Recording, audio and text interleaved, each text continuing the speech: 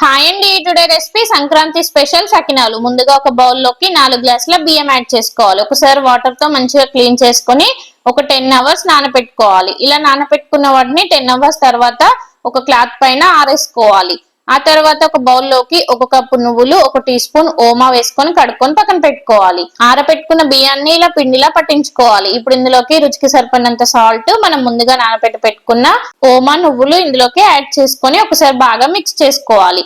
ఉప్పు చూసుకొని తర్వాత వాటర్ యాడ్ చేసుకోవాలి. ముందే వాటర్ యాడ్ చేస్తే ఉప్పు అనేది మళ్ళీ కలవదు. చూసారు కదా, ఇలా పిండంతా మంచిగా కలుపుకొని పక్కన పెట్టుకోవాలి.